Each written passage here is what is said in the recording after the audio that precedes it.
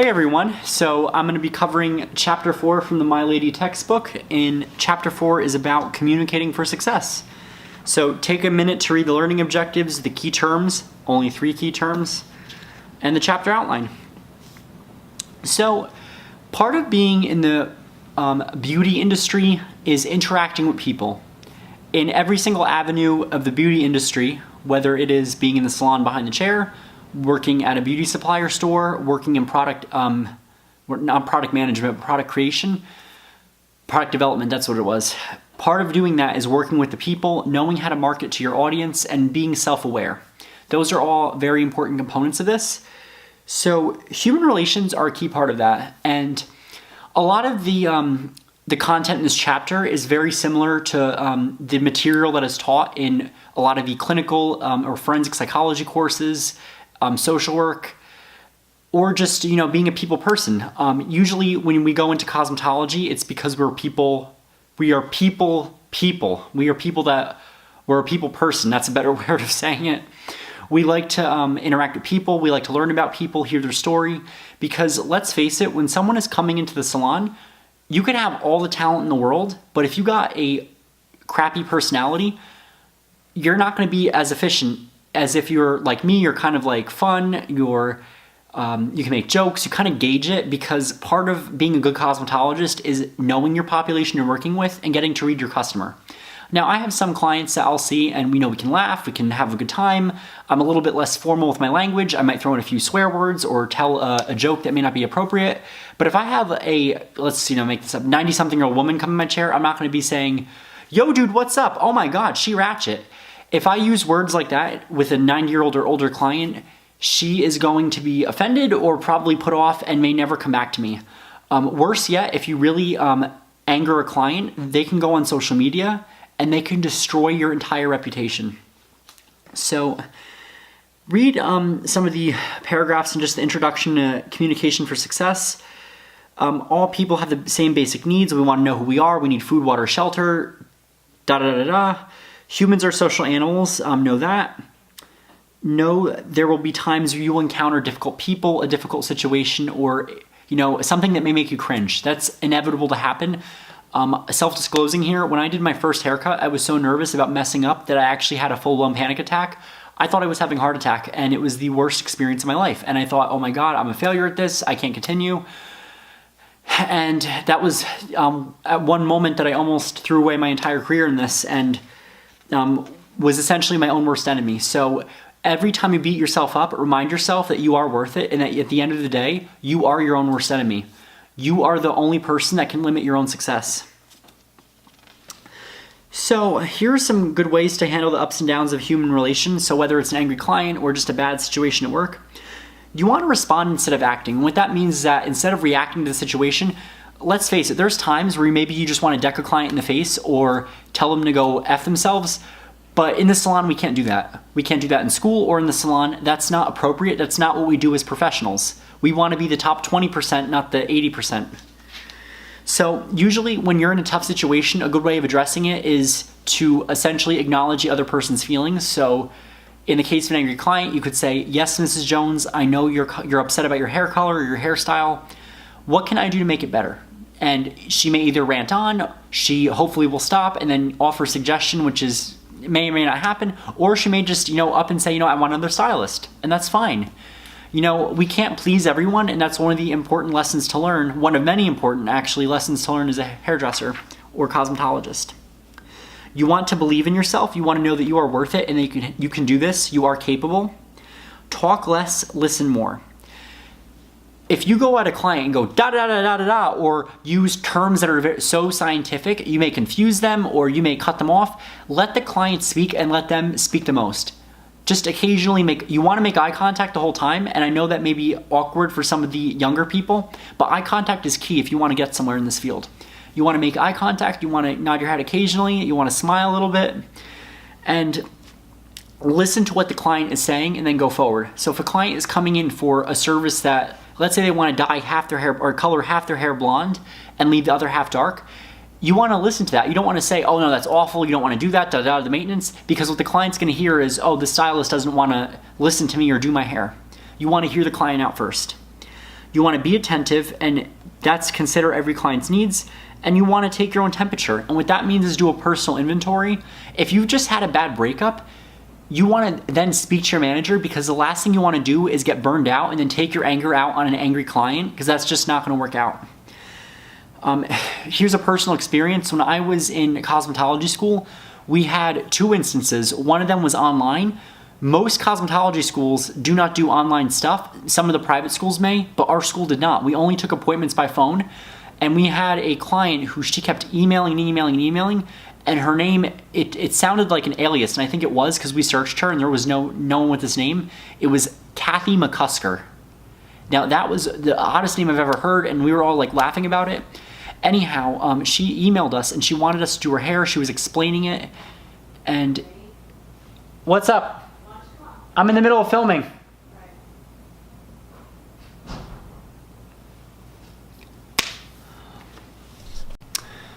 So she had emailed us about doing her hair color, and we can't take a client like that because that wasn't our policy. So she followed back. We politely, by the way, the teacher had asked her, please, call the phone at this time. We'd be more than happy to take you. We don't take online requests, but we'd be more than happy to take you as a client and all that good stuff.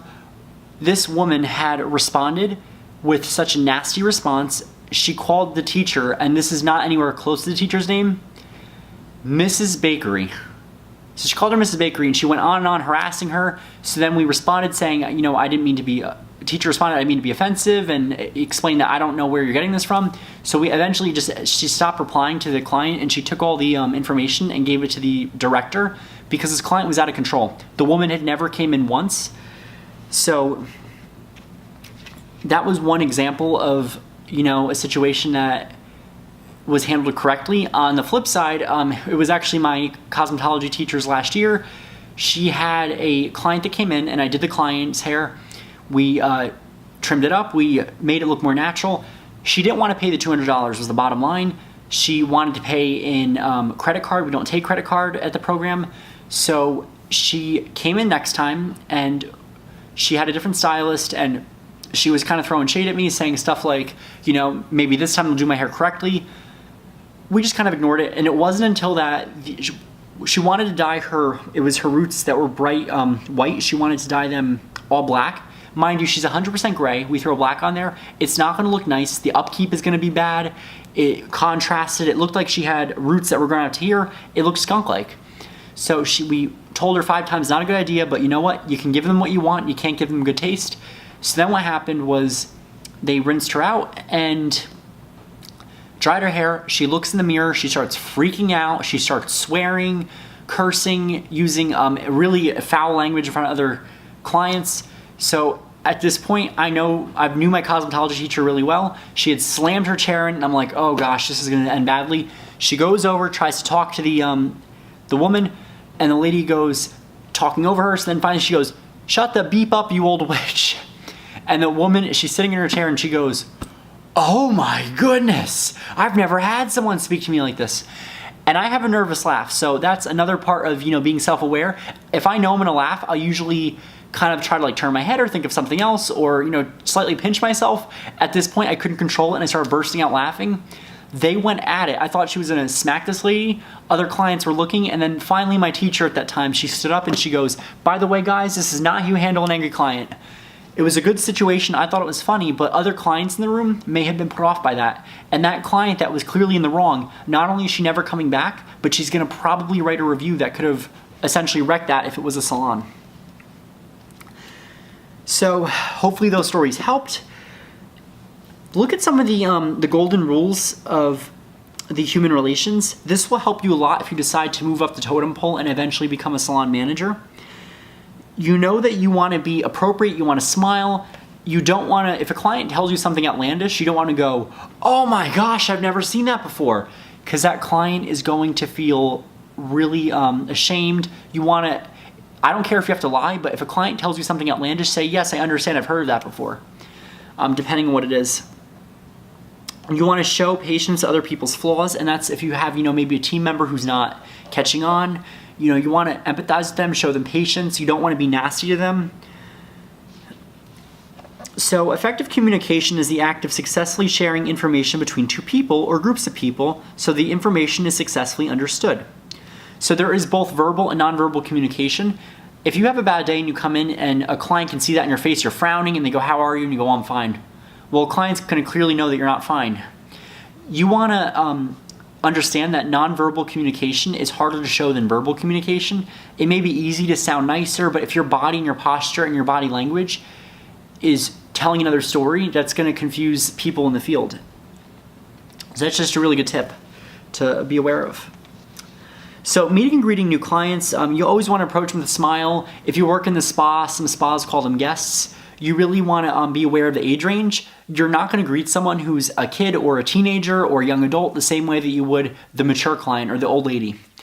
You want to use different formality with older people like ma'am or sir or the first name. Most of the time people say first name is not a problem, but if you have someone who's a friend, you can be a little bit more casual. You don't want to start off a relationship with being too inappropriate or being too sassy with an older client you've never met, because that can potentially ruin the client relationship. You always want to introduce yourself as to who you are first, like, "Hi, I'm Vinny, I'm going to be your hairdresser for the day," or "Hey, I'm Vinny, I'll be your colorist." You always want to have your clients do the intake form. I'll be honest, in the real world, a salon rarely, if ever, does the intake form or the patch test. You're supposed to, but is it followed? Not always. In an esthetician's clinic or some kind of day spa, an intake form is usually used more often than a salon. So take a note to look at the intake form, how to fill it out, and get to know your own salons or your own school's intake form. You always want to know the total look concept, which is basically if you're going to work the part, look the part. So if you're a stylist, look trendy, and develop your own image. Don't be afraid to be creative, because this is the creative field. You can essentially do any kind of style you want. You want to understand what the client's consultation and needs assessment is. So the needs assessment is basically where you want to go. It's your roadmap. So if a client is coming in for a haircut, you want to know where we are now and where you want to go. Very important with doing the needs assessment for skincare, color services, any service just about. Consultation is always very effective. Now, using photographs helps a lot with this. If you have a magazine and the client says, "Well, I want a haircut like this," or "I want a bob," well, there are different types of bobs. How do you want your bob? Do you want it with bangs? Do you want it with fringe? Do you want a lob? Do you want it short, like a page boy? Do you want it like medium length? Have them show you a picture, and then you can gauge your consultation. You always want to under-promise and over-deliver. You don't want to promise your client the world and then have it be a crap show and then the client's upset. So you want to have a good consultation area. Most salons do consultation in the chair, and they'll have the client, bring photographs on with the phone or all that good stuff.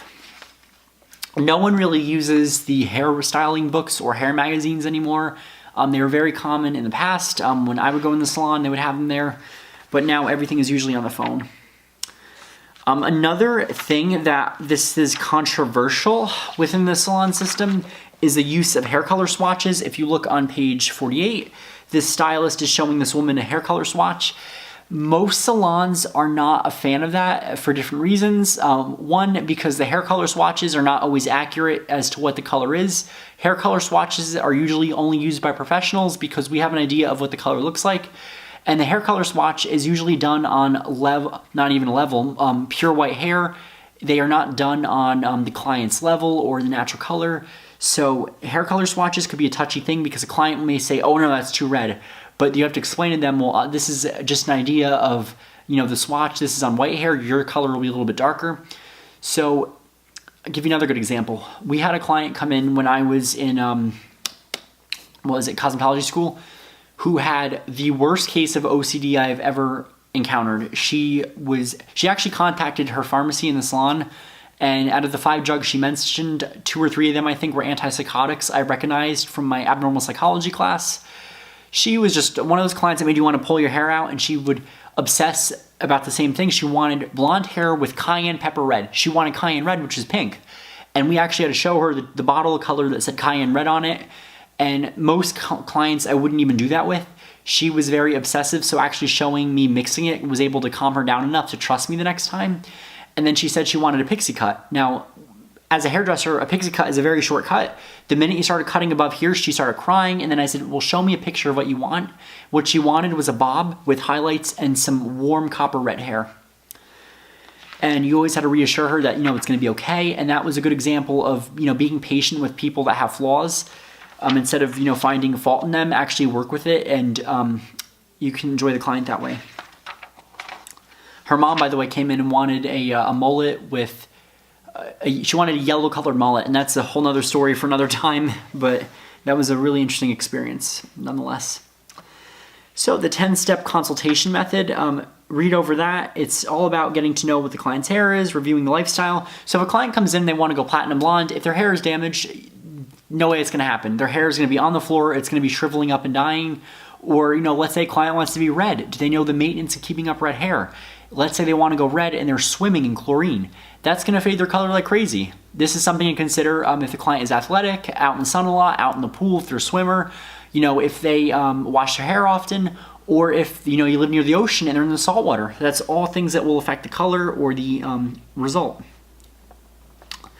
You always want to give them options based on lifestyle, hair type, and the face shape. So a client may want this haircut, but that may not be the best idea because it may bring out the worst in their face. You always want to find a way to maximize their best features by using the designs of, the principles of hair design, which we'll cover later.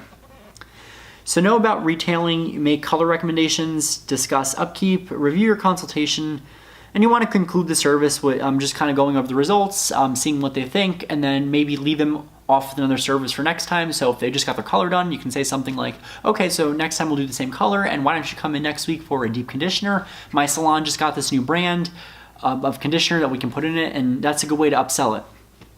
Retailing is very important in the salon. Some salons have programs that give you points back that you can redeem, or they'll reward you. Other times, the products that you sell in the salon can help the client's hair be all that much more better. So for the next service, their hair will be in optimal condition.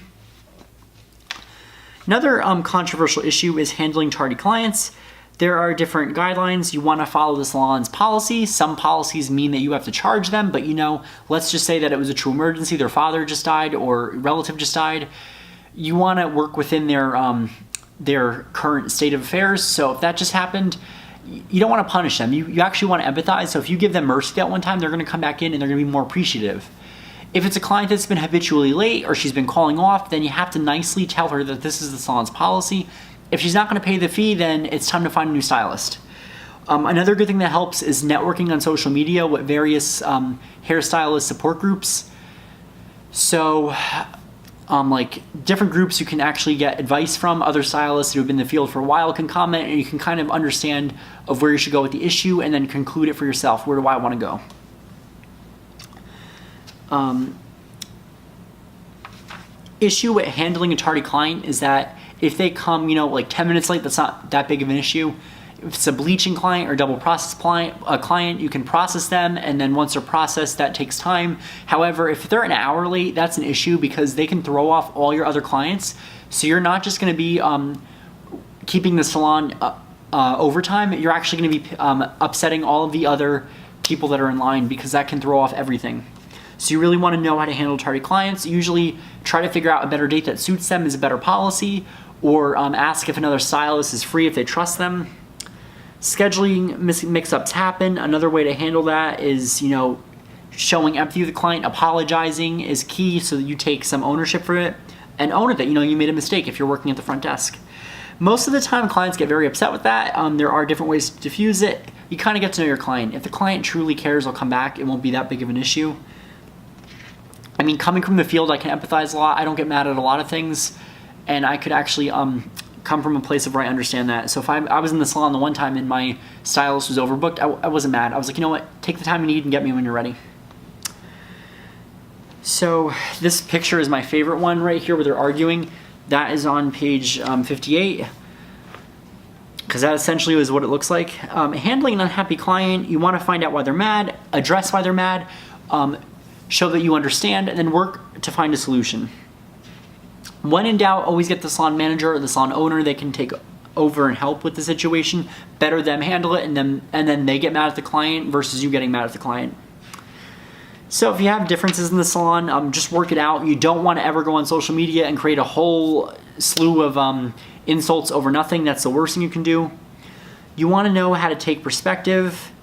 You don't want to get too personal, because if you get too personal, that's where the relationships become blurred.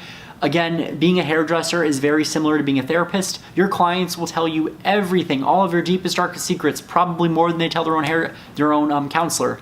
So then your job as your stylist is to keep it confidential. You don't want to go in the break room and then shout it out for everyone to hear, because that can be very hurtful.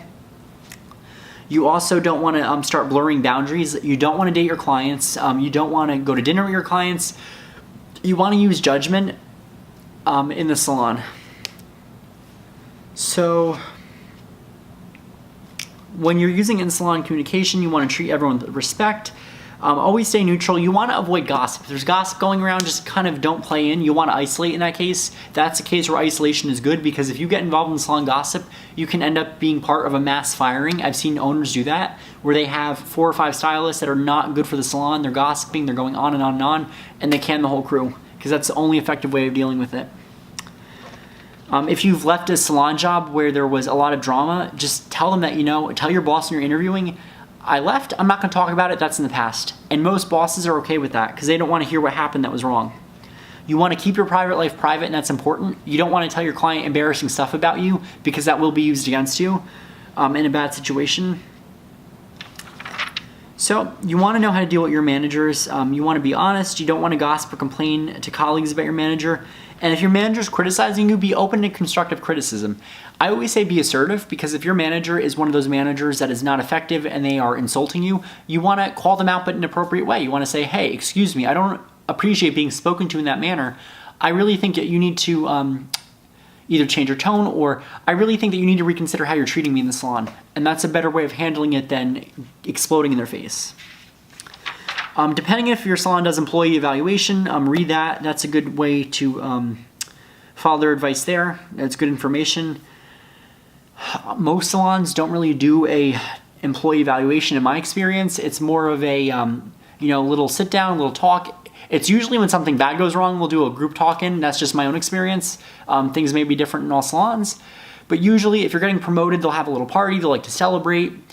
This is a team. You have to work like a team. And that's why communicating for success is so important. You either really have it or you don't. If you want to learn more about how to better communicate, I always recommend that you go down to your nearest community college and you take a communications course, especially interpersonal communication. You learn about yourself so you can learn to help others. That's how the basis of the course goes. Certain brands, and here's a really good brand, Wella actually profiles their clients as they come in through age group based on what they want, how to address them, how to interact with them. Check them out on the Wella app. That's a good app to use. And the Redken Style Station app is another good app that will go over all kinds of consultation aspects. So I just want to caution you guys really quick, if you use Redken app, be careful with the Formula app, because if you show that to a client, the client may look at the color and either say no or yes to something that may not be accurate. So when in doubt, I always say swatch it out. Actually make your own swatches to show the client. That's probably a better way to go about it, more accurate. When in doubt, just get to manager. If you're not comfortable at doing a service, such as, let's say that you are only comfortable with color, or you're a colorist, or you're an extension person, you don't feel comfortable with doing a haircut or a barbering shave, that's not a service you do, be open about that. Certain services you actually can't legally do in the salon. They're called an ancillary service, and that's something like teeth whitening is not allowed in my state, and many others. So be aware of what you can do, what you can't do, and know your strengths and weaknesses. Maximize your strengths, and then work on your weaknesses slowly to build your confidence. So that is chapter 4, communicating with success. I hope this helped. I hope my stories helped. Comment down below what you guys think, and I'll be on with chapter 4, which is the most important. Actually, no, it'll be part 2. We are now moving on to part 2, which is general sciences, and this will be chapter 5, infection control and practices. So, see you guys soon.